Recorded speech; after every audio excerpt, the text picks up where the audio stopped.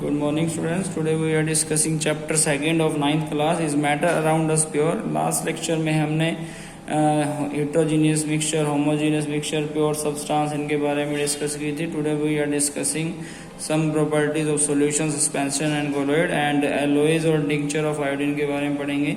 Tincture of iodine है कि ये solution of iodine in alcohol is called tincture of iodine. एक ऐसा सॉल्यूशन आयोडीन का जो अल्कोहल में घुल जाए उसे बोलते हैं tincture of iodine.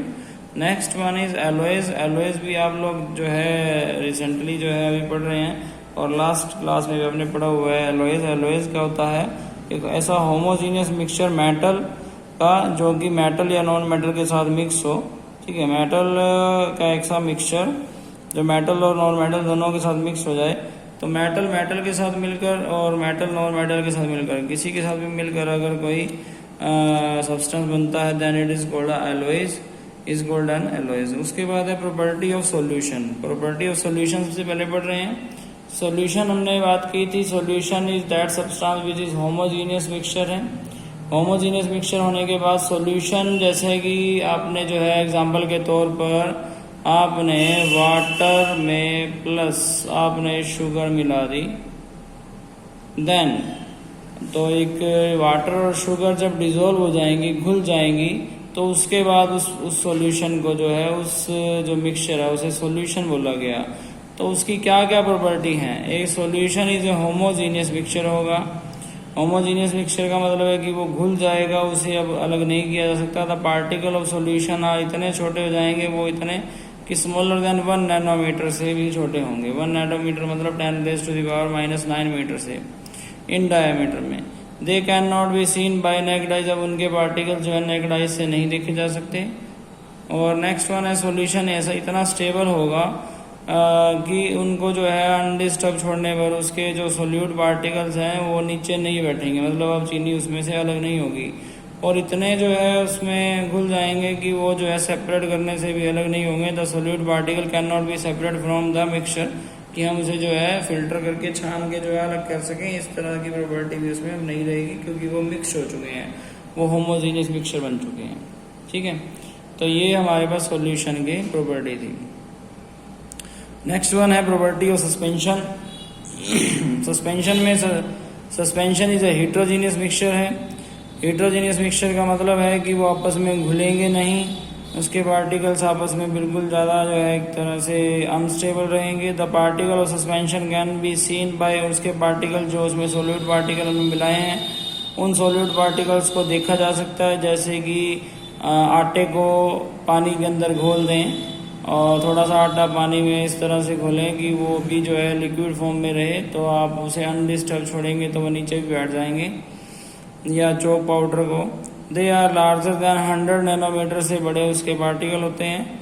The solute particle settle down बैठ जाएंगे when suspension is left undisturb. उसे छोड़ेंगे तो द पार्टिकल ऑफ सस्पेंशन में scattered a beam of light. अगर उसके ऊपर जो है उस गिलास पे अगर जो है टॉर्च हम लगाएंगे, ठीक है, अगर हम उस गिलास पे टॉर्च की लाइट जो है पास आउट करेंगे तो वो जो है स्कैटर्ड हो जाएंगे, यहाँ पर जो है दिखने स्टार्ट हो जाएंगे.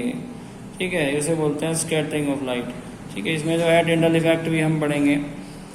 Passing through it and make it path visible, और पाथ विजिबल हो जाएगा. इसके जो है साइज हमें पता रहना चाहिए 100 नैनोमीटर. उसके बाद है particle of colloid. A particle of colloid is also heterogeneous mixture but it is smaller than suspension. Suspension से छोटे होते हैं कोलॉइड के पार्टिकल्स. कोलॉइड के पार्टिकल जो हैं वो 100 नैनोमीटर से छोटे होते हैं. But it is larger then solution. वो सोल्यूशन से बड़े होते हैं. सोल्यूशन के 1 नैनोमीटर के थे, it is larger than 1 nanometre. Solute particle are bigger than that of true. Solution से बड़े होते हैं एंड स्मॉलर देन सस्पेंशन से छोटे होते हैं. They are between 1 nanometre to 100 nanometre जो है इसका साइज है. बट ये भी जो है सॉल्यूशन की तरह सेटल डाउन नहीं होंगे जब इसे अनडिस्टर्ब छोड़ा जाएगा. They can not be separate from the mixture. Filtration से ये मिक्सचर से जो है अलग भी नहीं होंगे. जबकि सॉल्यूशन भी इसी तरह की प्रॉपर्टी दिखाता है. सॉल्यूशन भी अलग नहीं होता है इसमें छानने से, फिल्टर करने से. सिमिलरली ये जो है माइक्रोस्कोप से देखे जा सकते हैं. ओके, इसके बाद नेक्स्ट हम पढ़ रहे हैं saturated solution. A saturated solution is that solution in which no more solute can be dissolve at that temperature. पर जो अगर कोई भी ऐसा सॉल्यूशन, मान लीजिए एक ही गिलास है, उस गिलास के अंदर जो है हमने वाटर जो है वो डाल दिया और उसमें अब शुगर मिलानी स्टार्ट कर दी, तो एक लेवल ऐसा आएगा कि शुगर और मिलनी स्टार्ट नहीं होगी और उसमें घुलेगी नहीं। दैट पॉइंट आर कॉल्ड, उस पॉइंट पर आकर जो है वो सॉल्यूशन सैचुरेटेड सॉल्यूशन आ जाएगा। इसी तरह से अनसैचुरेटेड सॉल्यूशन कौन सा है? If the amount of solute particle is solution is less than that of saturated, level से कम हो।